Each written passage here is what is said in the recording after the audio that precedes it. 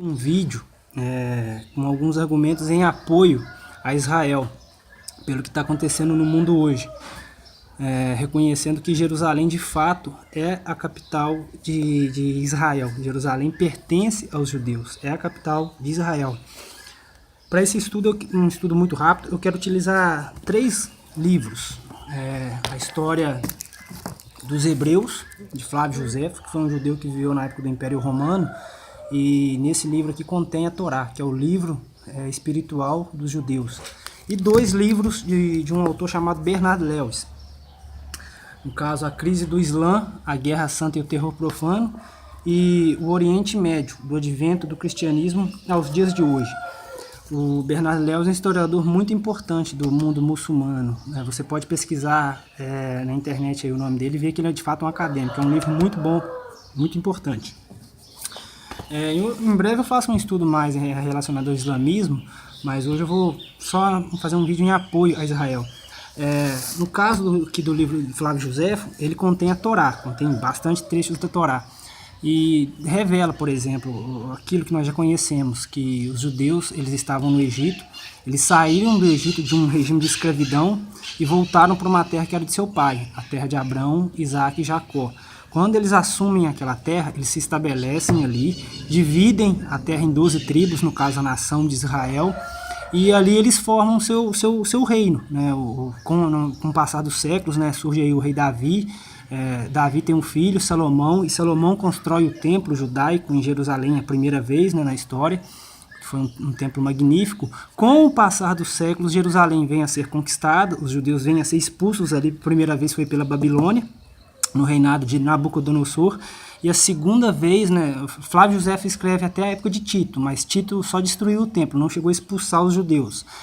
Foi no ano de 135, houve uma outra revolta, e aí os romanos expulsaram os judeus dali.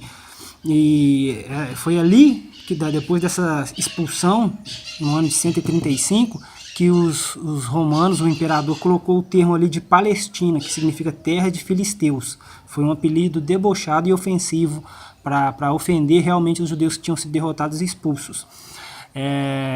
Aí, quando, tipo assim, séculos mais tarde, né, se passou a Idade Média, os judeus foram perseguidos na Segunda Guerra Mundial e retornaram e se estabeleceram de novo em Jerusalém, no caso, formando o Estado de Israel, não só em Jerusalém, mas ali, aquele pedaço ali do Oriente Médio. E conseguiram se manter ali, mesmo sob fortes e constantes ataques árabes, logo após o fim da Segunda Guerra Mundial. Eu não vou ler muito do livro do Flávio Josefo não, porque senão vai ficar cansativo, é só realmente uma explicação rápida. Mas eu vou começar aqui citando o livro A Crise do Islã, de Bernard Lewis, para mostrar um pouco desse caráter. Porque hoje os árabes estão ali em constantes conflitos com o povo judaico. E eu, como cristão, reconheço que aquela terra ali é dos judeus, não pertence aos árabes. Os árabes, a sua terra sagrada, se estabelecem na Arábia, onde está lá a cidade de Meca e Medina, foi onde Maomé nasceu. Se nós nos valermos as fontes muçulmanas, nós vemos que os árabes não têm direito nenhum em Israel.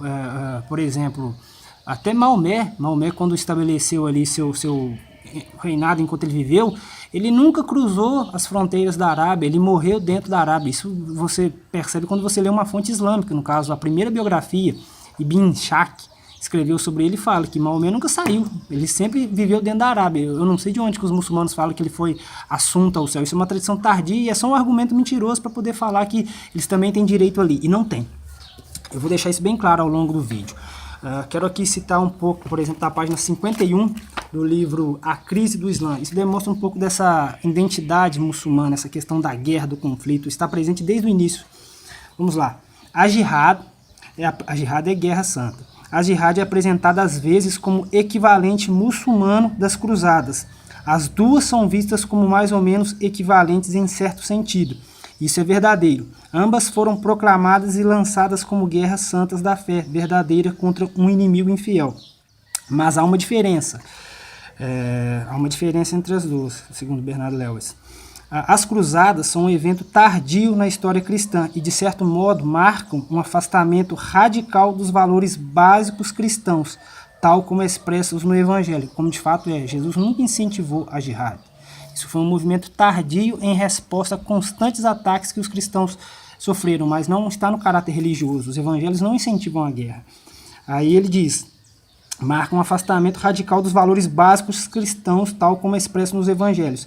A cristandade estivera sob ataque desde o século VII, como de fato, né, Maomé morre no século VI, e logo após a sua morte, ali na batalha de Jarmuk, acontecem as primeiras batalhas ali rumo às terras cristãs. A batalha de Jarmuk marca esses primeiros conflitos ali fora da Arábia. Maomé já tinha morrido. Maomé nunca nem em Jerusalém esteve, para início de conversa. Já no século VII havia perdido vastos territórios para domínios muçulmanos. O conceito de uma guerra santa, mais comumente como guerra justa, era familiar desde a antiguidade. Ainda assim, no longo conflito entre islamismo e cristandade, as cruzadas foram tardias, limitadas e de relativamente pouca duração. A jihad, ao contrário, está presente desde o início da história islâmica, nos textos sagrados, na vida do profeta, nas condutas de seus companheiros e sucessores imediatos, e continuou a existir de longo da história islâmica e mantém seu apelo até os dias atuais. Isso é um fato. Quando você estuda a história, você percebe que o movimento islâmico, eles consideram povos que não foram conquistados de casas de guerra. Eles não param, eles criam conflitos desde sempre. Você pode pesquisar, por exemplo, a Reconquista Ibérica, onde hoje é Espanha e Portugal, foram terras que foram reconquistadas a muito custo. Os muçulmanos se estabeleceram ali e não queriam sair de nem por reza. Eram terras dele e eles não davam liberdade para outros povos que não fossem islâmicos. Você poderia até talvez viver ali como um cristão, um judeu, mas de segundo nível. E é assim na terra onde eles dominam, nós sabemos disso. E isso está acontecendo hoje com o povo, o povo judeu. Eles têm aquela terra ali, mas são ameaçados constantemente pelos árabes que vivem em volta. E eles são muito maioria. É Egito, é Turquia, é Síria. Todos os países ali em volta são árabes muçulmanos e fazem questão daquele pedaço pequeno que corresponde ao Estado de Israel. Agora, como que Israel se estabeleceu lá após a Segunda Guerra Mundial? Eu vou explicar aqui através do livro do historiador. Olha lá. As guerras árabes israelenses tiveram origem em fatos acontecidos muito antes da fundação do Estado de Israel.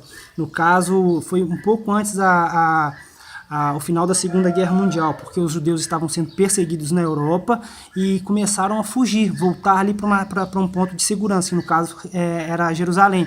E Jerusalém nessa época, acho que pelos fatos da Primeira Guerra Mundial, o Império Britânico detinha um pedaço ali daquela terra, porque o Império Otomano, no caso o Império Turco, perdeu na Primeira Guerra Mundial esse direito de terra para o Império Britânico. E o Império Britânico permitiu que os judeus se refugiassem ali durante a Segunda Guerra Mundial.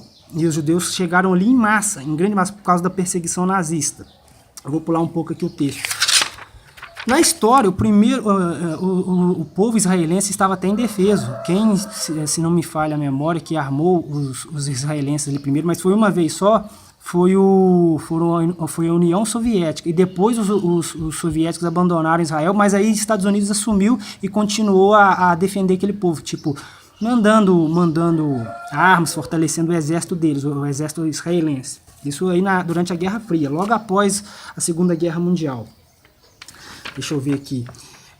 Em fins da guerra, em 1945, logo após o fim da Segunda Guerra Mundial, a vasta maioria dos judeus da Europa ocupada pelos alemães estava morta.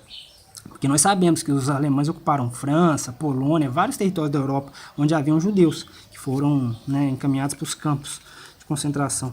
E só continuavam vivos umas poucas centenas de milhares, principalmente nos chamados campos de refugiado, que haviam chegado da Europa Ocidental.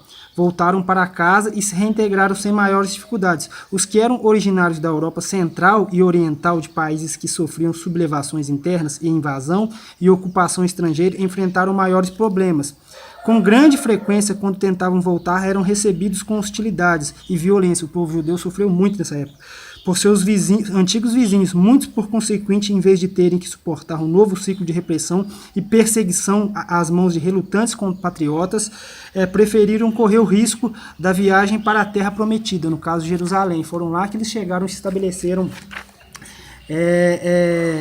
a quantidade, né? Segundo o termo aqui, o governo britânico, foi uma coisa inesperada, porque eles receberam uma inundação de imigrantes judeus que configurava um dilema quase que insuportável para eles, né? Mas eram muitos judeus que estavam indo para Jerusalém nessa época, onde se iria formar o Estado de Israel, logo após a Segunda Guerra Mundial. Mas aqui eu pulando um pouco, para o ano de 47, ou seja, a Guerra Mundial já tinha acabado, 2 anos após, os árabes, os muçulmanos, eles tentaram exterminar os judeus. 2 anos após a Guerra Mundial, eles tentaram exterminar. Veja o que aconteceu no ano de 47. A luta entre judeus e árabes na Palestina amainara durante os anos de guerra e recomeçou em 1947 e continuou até o fim do mandato e depois. Os árabes palestinos, no caso muçulmanos, eram ajudados por uma força voluntária da Síria, um país muçulmano também, conhecida como Exército Árabe da Libertação.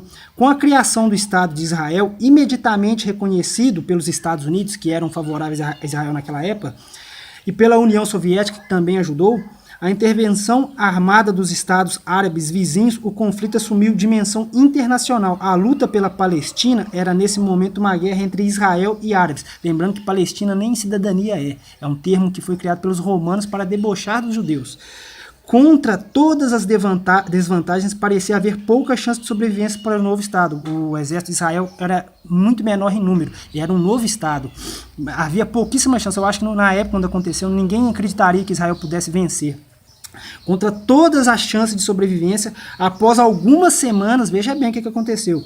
A luta desesperada, no entanto, a situação mudou e de forma extraordinária. Os israelenses, imprensados entre os inimigos, todos os países em volta, os muçulmanos querendo exterminá-los, entre os inimigos e o mar, demonstraram uma força inesperada, enquanto a coalizão árabe era mal conduzida por excesso de confiança e debilitada por rivalidades dinásticas e nacionais. Essa primeira guerra continuou durante vários meses, entremeada por infrágeis e tréguas, e sob auspícios da ONU, que essa ONU não serve para nada, a verdade é essa.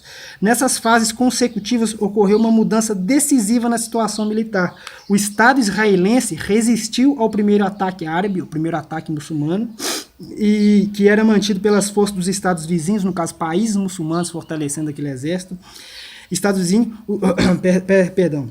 o Estado israelense resistiu ao primeiro ataque árabe e conseguiu não só manter, mas estender seu território. Foi a partir daí que Israel ainda conseguiu conquistar mais territórios, ou seja, eles venceram e conquistaram mais terrenos. Durante décadas, aqui também eu vou pôr um texto, mas fala que o Egito também ajudou. O Egito é outro país muçulmano. Eu vou parar por enquanto, mas o que aconteceu no decorrer do tempo? Os judeus continuaram a existir, eles continuaram resistindo a ataques muçulmanos, mesmo depois de algumas tréguas. E houve uma outra guerra, eu acho que, se não me engano, Guerra dos 6 Dias, que mais uma vez eles tentaram invadir e tomar territórios israelenses, tal qual está tentando acontecer hoje.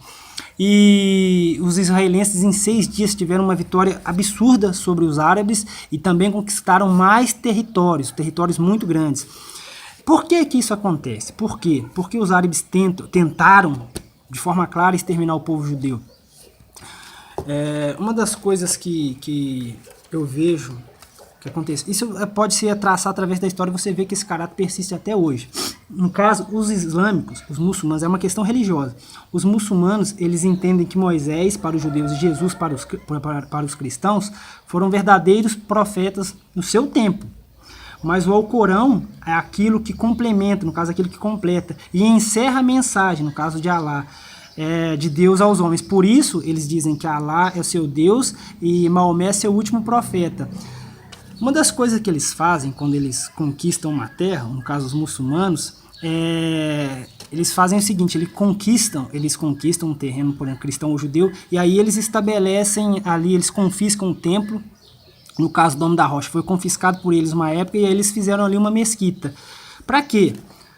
Para demonstrar que a sua fé é a última, é a verdadeira e a final sobre os povos. Igual eles fizeram na Turquia, onde era Constantinopla, uma terra cristã. Hoje existe uma baita de uma mesquita lá, por exemplo. Nas conquistas islâmicas, confiscaram e adaptaram a igreja de São João em Damasco e a catedral de Constantinopla, que hoje é uma mesquita. E em Jerusalém também, hoje é onde é o Domo da Rocha, né? Por que eles fazem isso? Por que eles tentam fazer isso até os dias de hoje? Porque, segundo a ideologia dos muçulmanos, o mundo um dia será islâmico. E eu demonstrei isso só com esses argumentos rápidos que os muçulmanos eles estão errados em relação a Israel hoje. Eles fizeram muita coisa no passado e tentam fazer hoje. Olhe no mapa, você vai ver que Israel representa um pedaço pequeno do Oriente Médio. Tudo em volta é árabe, tudo em volta é muçulmano, mas eles fazem questão por causa disso. É uma questão religiosa, não é uma questão de terra, é uma questão religiosa. Eles querem deter poder de tudo, porque eles já têm Meca, já têm Medina como cidades sagradas. Mas eles querem tudo, eles querem se com o tempo vão querer Roma, que é uma capital cristã, eles vão querer Jerusalém, eles querem Jerusalém, é a terceira, não é nem a primeira. A primeira é Meca e Medina, que já são deles, eu concordo. Mas Israel, Jerusalém pertence a Israel. Eu vou encerrar por aqui, talvez mais para frente eu faça mais vídeos, tá? Obrigado.